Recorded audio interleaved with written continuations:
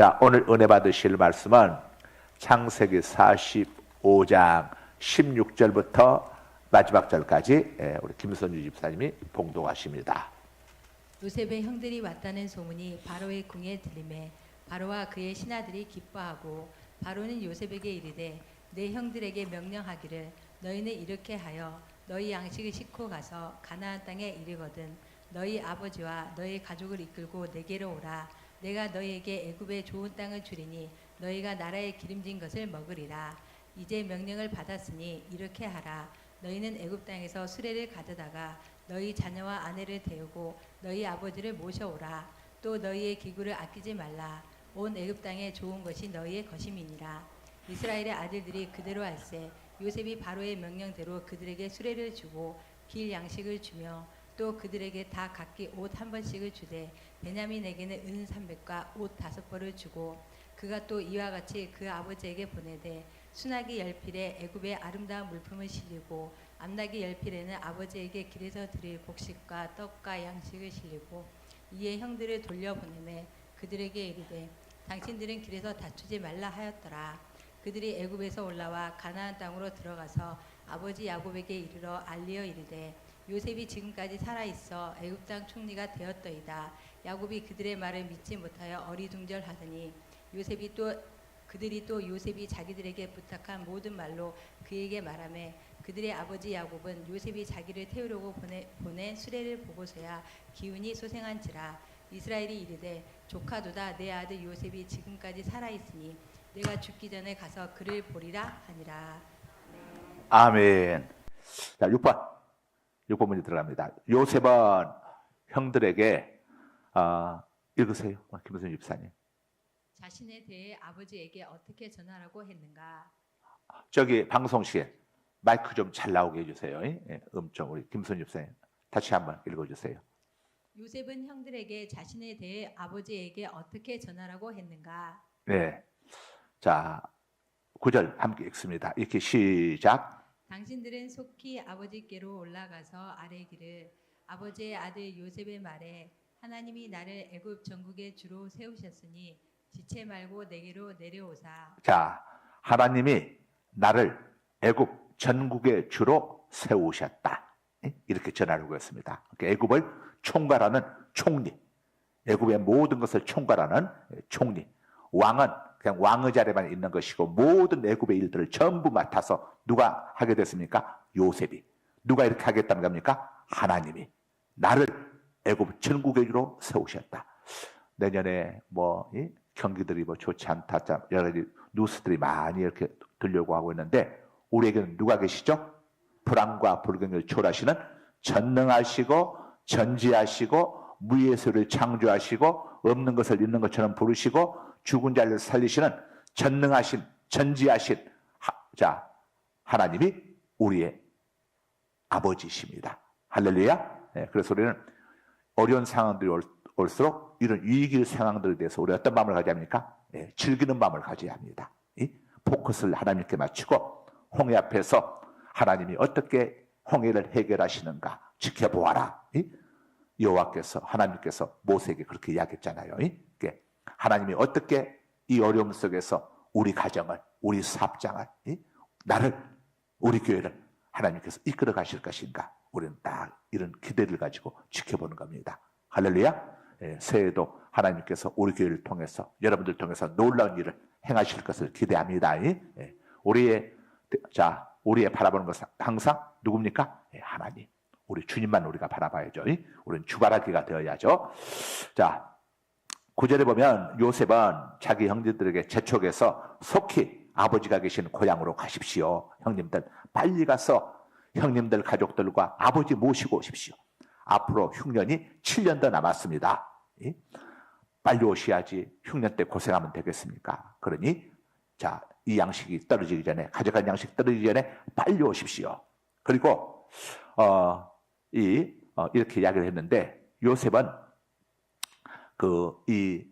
자기 가족들이 애굽으로 이주해 오는 것이 하나님의 뜻이라고 확신했습니다. 사실 아브람도 애굽에 전에 내려왔다가 한번 혼난 적이 있었고 그 다음에 또 이삭도 애굽으로 내려가려고 했을 때 하나님이 막았었죠. 그런데 지금 이 시점은 요셉의 가족들이 애굽으로 내려야 할 때입니다. 왜냐하면 하나님께서 창세기 15장에서 뭐라고 말씀하시냐면 장차 아브라함의 자손들이 이방 땅에 가서 나그네가 돼가지고 400년을 살다가 거기서 큰 민족을 이루어서 다시 가나안 땅으로 데리고 오겠다고 했죠. 그래서 우리는 하나님이 하라는 대로 하면 됩니다. 하나님이 하라고 하면 하고 하지 말라고 하면 안 하면 돼요. 하나님의 말씀을 가장 쉽게 이해하는 방법. 하나님이 하라고 하는 것만 하고 하지 말라고 하는 것 안 하면 돼. 주일 지켜야 합니까? 안 지켜야 합니까? 지키면 되는 거예요. 어려움이 있고 힘든 일이 있어도 하나님 말씀 어명이니까 믿음으로 딱 지키면 망할 것 같은데 안 망해. 6일 약국 이야기라고 하는 책이 있습니다. 아주 신실한 기독교인이고 그 6일 약국 하신 분이 메가스터디 공동 이렇게 지금 창업자이기도 한데 4.5평에서 경상남도 마산 4.5평에서 쫙 이렇게 약국을 경영을 했습니다.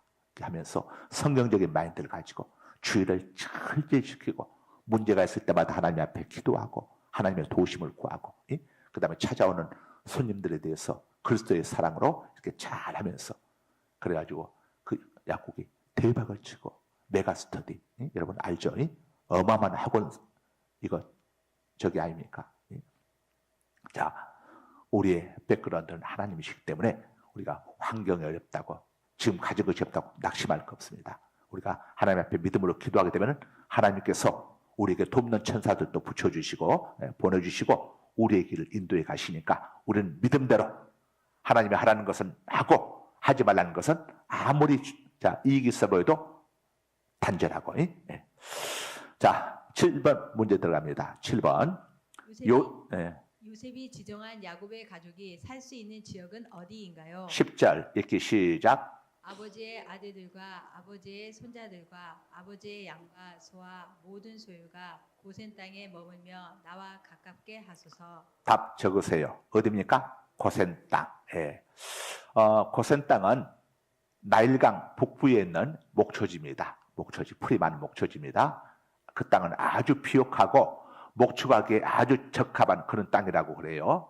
저는 가보지 않았지만은 주석에 보니까 이 애굽은 나일강이 800km에 달하는 나일강이 있다 보니까 가뭄이 거의 없습니다. 그런데 애굽의 가뭄이 나일강이 말라버리게 되면은 중구동 전체가 흉년에 허덕이게 되는 거예요. 그런데 이 나일강 북부에 있는 고센 땅은 목초지였고 그래서 요셉은 이 자기 아버지와 형제들을 애굽 사람들하고 분리해서 애굽은 영적으로 어디입니까? 세상이죠. 세상입니다. 우리는 내가 거룩하니 너희도 거룩할지어다. 레위기에서 말씀하고 있죠. 거룩이라고 하는 말씀의 뜻은 뭡니까? 구별입니다. 구별. 거룩이라고 해서 산 속에 들어가서 돛 닦는 게 거룩이 아니고 세상 속에 동화되어 살고 있을지라도 우리의 생각과 비전, 우리의 말과 우리의 삶이 세상적인 사람들과 구별된 삶. 우리는 누구에게 동화되어야 합니까? 하나님 말씀에 동화되어야죠. 세상에 동화되지 말고 쭉. 그래서 요셉이 일부러 자기 가족들을 고센 땅, 애굽 사람들 속에 동화되지 않도록. 애굽은 다신교의 나라예요. 어마어마하게 신들이 많아. 나일강도 신이요. 10가지 재앙을 모세가 애굽에서 행했지 않습니까? 첫 번째가 뭐였습니까? 나일강을 피로 만들었어요. 그 다음에 개구리지양, 이지양, 파리지양, 악질지양, 독종지양, 우박지양, 메뚜기지양, 흑암지양, 마지막 10번째 장자지양까지 이렇게 했는데 그 9가지 지양들 전부 그 대상이 뭐였냐?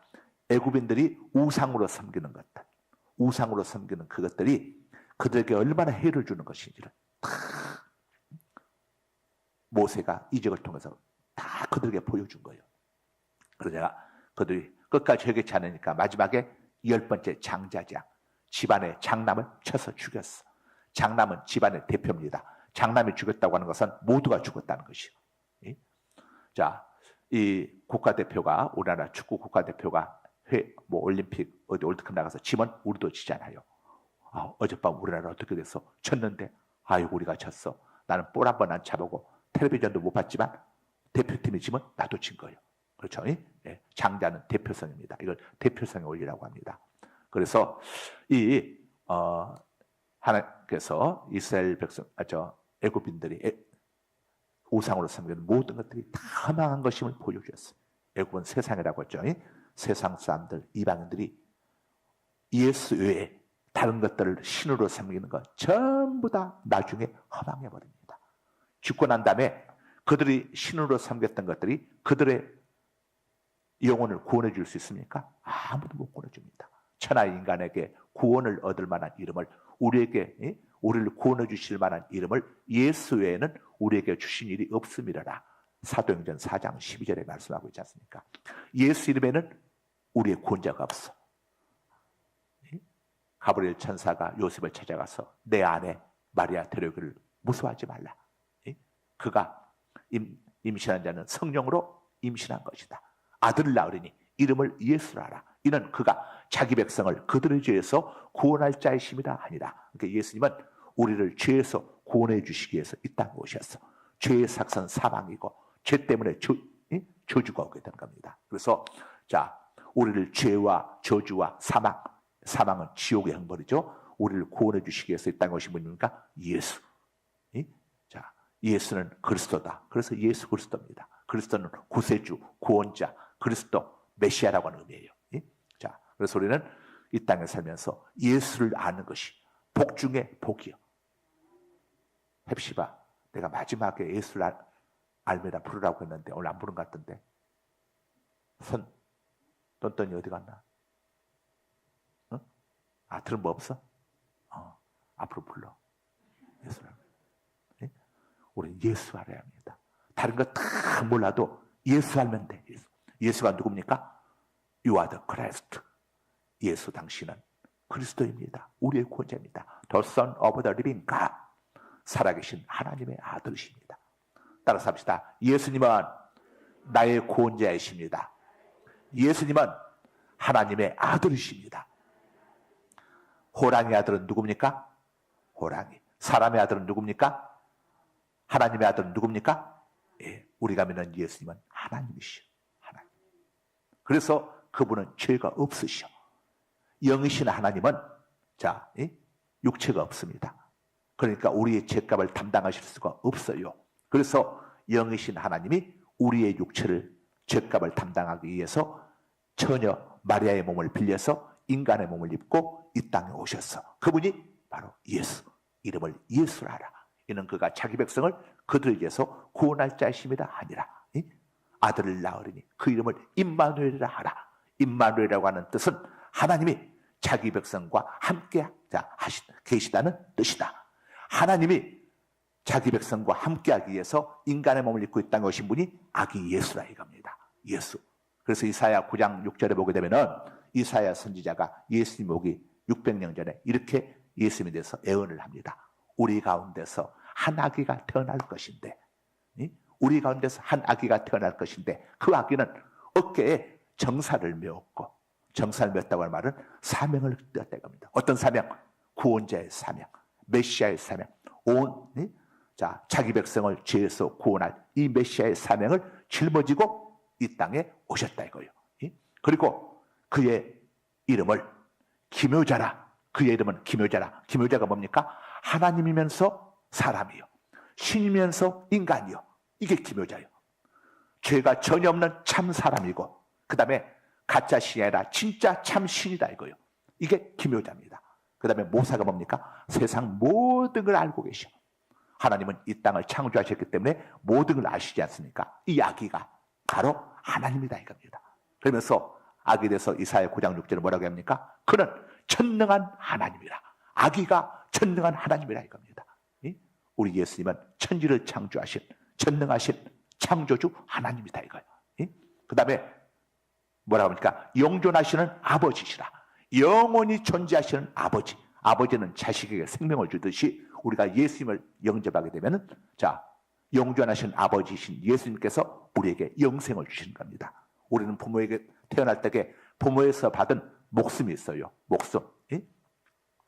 이 목숨을 푸시케라고 하는데 헬라어로 이건 100년 안에서 끝나버리는 우리 육신의 목숨입니다. 그 다음에 우리가 예수님을 영접하게 될 때에 자, 영존하신 아버지이신 우리 예수님께서 우리에게 생명을 주셔. 이걸 영생이라고 합니다. 예? 이걸 헬라어로 조회라고 하는 거예요. 조회. 영원한 생명. 그래서 예수님을 영접한 우리는 생명이 두 개입니다. 부모에게 받은, 아버지에게 받은, 육신 아버지에게 받은 자, 푸시케 생명, 목숨이 있고, 예수님께 자, 영존하신 아버지이신 예수님께 받은 영생, 조회가 있어. 그래서 생명이 두 개라고 해서 중생이라고 하는 겁니다. 중생. 두 번 끓이는 걸 중탕이라고 하듯이 생명이 두 개라고 해서 자, 중생이라고 하는 겁니다. 중생. 중생했냐 하는 말은 예수님 영접했나요? 하는 말이 되는 거예요. 이걸 영어로 born again. 다시 태어났다. 다시. 그래서 우리가 이 땅에서 호흡이 끊어지게 되면은 육신의 생명이 끝나게 되지만 우리에게는 영생이 있기 때문에 영생이 있는 사람들은 어디로 갑니까? 낙원, 천국으로 가는 것이고 이 영생이 없는 사람들은 죽은 자들 아닙니까? 그래서 이들은 음부, 지옥으로 가는 겁니다. 그래서 사도신경을 통해서 마지막 때에 예수님께서 거기로부터 산 자와 죽은 자, 영생을 얻은 자와 영생을 얻지 못한 자를 심판하러 오시리라. 이때의 심판은 분리하는 겁니다. 분리. 죽고 난 다음에 영생을 얻은 자, 산 자는 낙원, 천국으로, 죽은 자는 음부, 지옥으로 두 부류밖에 없어요. 중간은 없습니다. 산 자냐, 죽은 자냐, 영생을 얻은 자냐, 얻지 못한 자냐. 이 영생을 누가 주세요? 예수님이. 나는 부활이요 생명이니 나를 믿는 자는 죽어도 살겠고 무릇 살아서 나를 믿는 자는 영원히 죽지 아니하리라. 믿는 자, 예수님을 믿는 자. 예수님을 믿는 사람은 어떤 사람이어야 합니까? 자기 백성을 구원하러 오셨으니까 우리는 예수님을 누구로 모셔야죠? 왕으로. 그래서 왕이신 나의 주님 우리가 찬양하지 않습니까? 왕이시여. 자, 우리는 예수님을 왕으로. 그래서 예수님의 모든 말씀을 우리가 뭘로 받아들여야죠? 어명으로. 이 어명은 우리를 죽이는 말씀이 하나도 없습니다. 예수님께서 주신 하나님의 어명은 전부 다 우리 영혼을 살리고 육신을 살리고 범사를 살리고 가정을 살리고 사람을 살리고 모든 하나님의 어명은 전부를 살리는 말씀이에요. 이 하나님의 말씀에 대적하는 것들이 우리를 죽이는 거예요.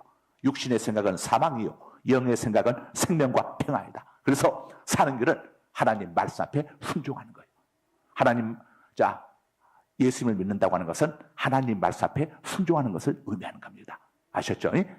우리가 입술로만 예수님 믿어야 하는 게 아니라 이것은 자, 추상적인 거지 않습니까? 구체적으로 우리 삶 속에 적용하는 것은 하나님의 말씀 앞에 순종하는 게 이게 자, 예수님을 믿는 겁니다. 그래서 우리가 하나님 말씀에 순종해서 예수님을 나의 하나님으로, 나의 주인으로, 나의 왕으로 우리가 모시고 그분의 말씀을 어명으로 받고 종들은 주인의 말을 절대 순종하듯이 주인님의 명령으로 받고 우리가 순종하면 하나님께서 길이 없는 곳에 길을 만들어 주시고 황무지가 장미꽃같이 사자입을 틀어막아서라도 풀무불을 차단해서라도 홍해를 갈라서라도 요단강을 마르게 해서라도 태양을 기보는 골짜기에 달을 아야르는 골짜기에 머물게 해서라도 자기 백성을 끝까지 책임져 주시는 좋으신 하나님. 할렐루야.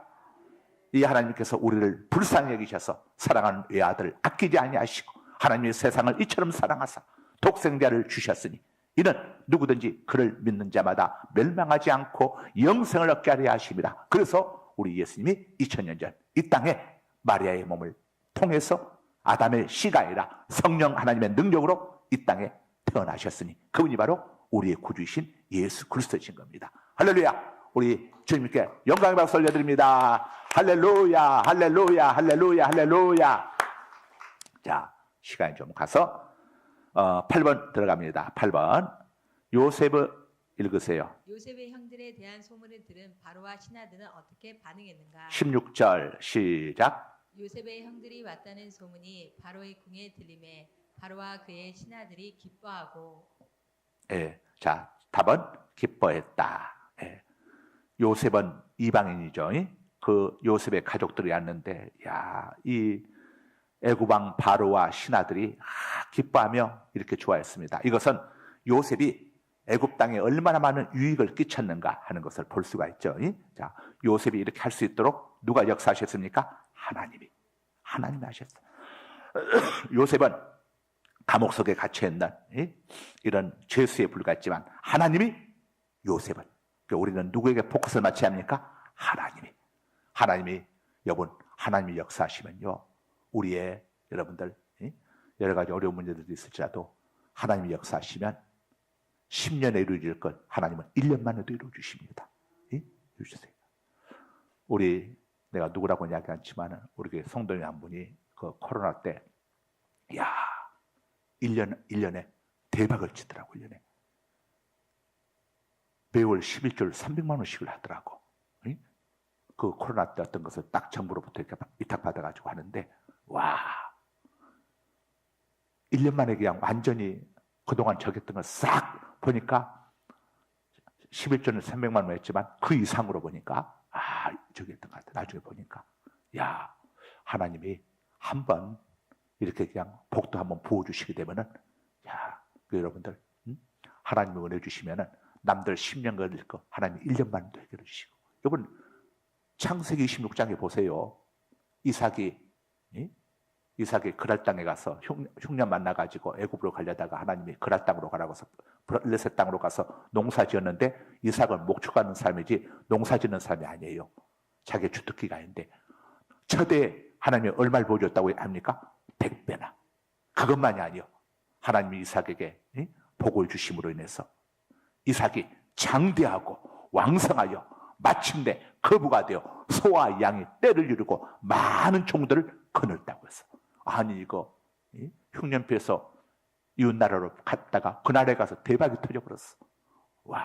하나님은 장소를 가리지 않으시오. 우리는 불황불경기 걱정하지 말고 정말 우리가 하나님과 관계만 잘 갖게 되면 너희는 먼저 그의 나라와 그의 의를 구하라.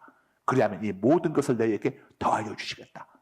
쓸데없는 걱정하지 말고 걱정하고 싶으면 하나님과의 관계를 혹시 잘못하고 있지 않는가 여기에다만 우리는 포커스 맞추면 돼. 자나깨나 일어나거든. 아이고 저 아무개 우리 신랑 우리 누구 하면서 괜히 해가지고 여러분 열받고 저기 스트레스 받고 그냥 뒷목 잡고 이러지 말고 누구에게? 하나님께. 오늘 또 우리 주님 마음을 기쁘시게 해드려야 하는데 내가 어떻게 해야 할 것인가? 어떻게 우리 주님 마음을 기쁘시게 할까?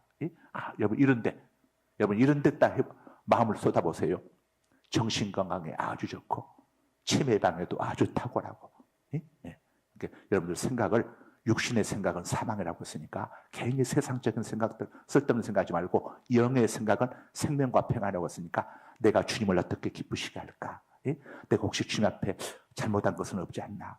늘 이렇게 돌아보면서 여기에 하여간 오직 자나깨나 앉으나서나 오빠 생각이 아니라 주님 생각. 할렐루야. 자 9번 고향으로 돌아간 요셉의 형들은 아버지에게 뭐라고 했나요? 26절 이렇게 모두 함께 읽기 시작. 알리어 이르되 요셉이 지금까지 살아있어 애굽 땅 총리가 되었더이다. 야곱이 그들의 말을 믿지 못하여 어리둥절하더니. 자 뭐라고 했습니까? 요셉이 살아있어 애굽 땅 총리가 되었더이다. 이렇게 적으세요. 답을. 요셉이 살아있어 애굽 땅 총리가 되었더이다. 사랑하는 아들이 살아있다는 것만 해도 정말 야곱 입장에서는 얼마나 기쁘겠습니까? 그런데 그 땅에 뭐가 되었다는 겁니까? 총리가 되었다 이겁니다. 지금 야곱은 친구들과 함께 이 기근에 어떻게 살아갈 것인가 하고 있는데 양식이 풍족한 애굽 땅에 아들이 총리가 되었다고 하니 여러분 이걸 보면서 뭡니까? 우리 하나님은 절대 실수하지 않으시구나. 우리 하나님은 결코 해로운 걸 주시지 않으시구나. 우리 하나님은 모든 걸 합력하여 선을 이루어 주시는 거구나. 하나님은 우리의 내일을 예배해 두고 계시는구나. 여호와 일의 하나님을 우리가 보지 않습니까? 여러분 세상에 아들이 살아있으니 여러분 우리가 산다고 하는 거 이것처럼 큰 축복이 어디 있습니까? 산다고 하는 거. 우리가 가족들이 애국 땅에서도 살아있으니까 멀리 가 있어도 소통하면서 그렇지 않습니까? 우리 그리스도인들에게는 죽음이 없습니다. 우리에게는 죽음이 없습니다. 육체적인 죽음은 세상과의 잠깐 단절이고 성경은 우리 성도들의 죽음을 잠에다가 비유합니다. 잠은 깰 때가 있는 거예요. 성도들의 고난은 이 동굴이 아니라 터널이에요. 터널. 동굴은 막혀버렸지만 터널은 길이 있어요. 이것처럼 자 우리는 다 예수님 때문에 나를 믿는 자는 죽어도 살겠고 무릇 살아서 나를 믿는 자는 영원히 죽지 아니하리. 이분 산다는 거. 그리고 살아있기 때문에 우리는 다시 만나게 되는 거예요. 낙원에서 만나고 천국에서 만나고 예수님 재림 때는 생명의 부활을 통해서 다시 우리가 만나게 되고, 우리를 살려주시기 위해서 하나님이 독생자 예수님을 이 땅에 보내주셨고, 예수님이 우리를 살려주시기 위해서 우리의 죄값을 갈보리 십자가에서 다 담당하셨어. 그가 찔림은 우리 허물 때문이요, 그가 상함은 우리의 죄악 때문이라. 그가 징계를 받으면 우리가 평안을 누리고 그가 채찍에 맞으면 우리가 나음을 입었도다. 우리는 다 양과 같아서 그릇 행하여 잘못행하여 제멋대로 자기 마음대로 살았거늘 여호와께서는 우리 무리의 죄악을 그에게 예수 그리스도에게 전가시키셨도다. 담당시키셨도다. 예수님이 우리 죄값을 다 치러줬기 때문에 죄값 때문에 죽는 건데, 죄값을 치러줬으니 우리는 죽을 이유가 없는 것이지. 그래서 성도들의 죽음을 성경은 자는 것에 비유합니다. 예수님께서 내 친구 나사로가 잠들었으니 깨우러 가자.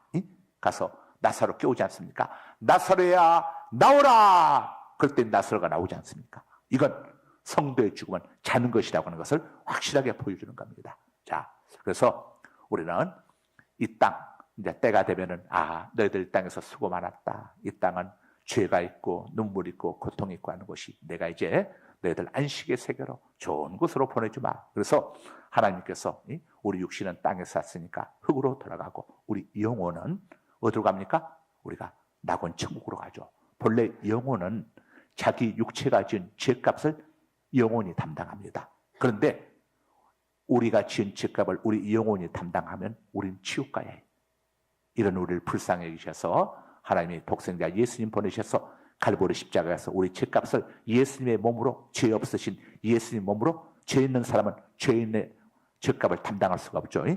내 코가 석자인데 누구를 해결해 주겠습니까? 그래서 죄인인 인간, 소크라테스, 석가모니, 공자, 마메트, 이분들은 우리의 죄값을 해결해 줄 수가 없습니다. 다 우리하고 똑같은 죄인이고 피조물이니까. 그러나 예수님은 하나님이시기 때문에, 이분은 죄가 없으시기 때문에 우리 죄값을 다 치러줄 수가 있어. 그 증거로 부활하신 거예요. 죄값 못 갚았으면 부활 못하는 거지. 죄값 갚으셨으니까 부활하신 거지. 그래서 부활은 우리의 죄값을 다 치르셨다는 영수증인 겁니다. 영수증.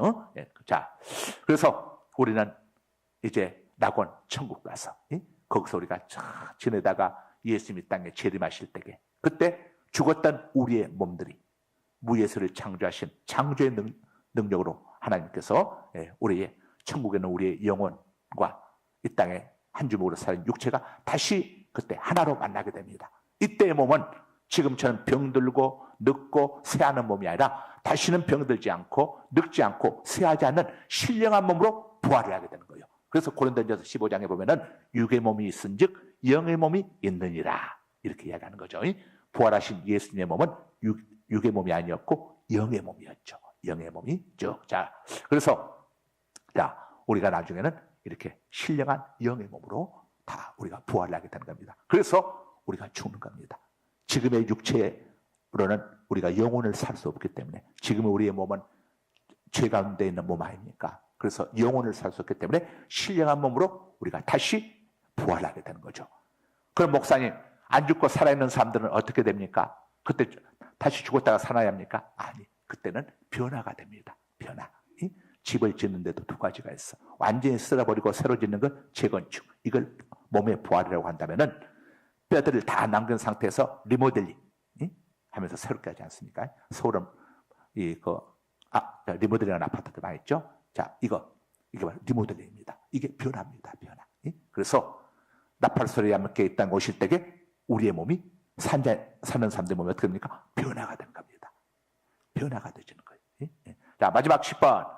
아이고, 시간 되네. 야곱은 무엇을 보고서 기운이 소생했는가? 27절, 28절 읽기 시작. 그들이 또 요셉이 자기들에게 부탁한 모든 말로 그에게 말하매 그들의 아버지 야곱은 요셉이 자기를 태우려고 보낸 수레를 보고서야 기운이 소생한지라. 다 죽어가던 야곱이, 이때 야곱의 나이가 130세 아닙니까?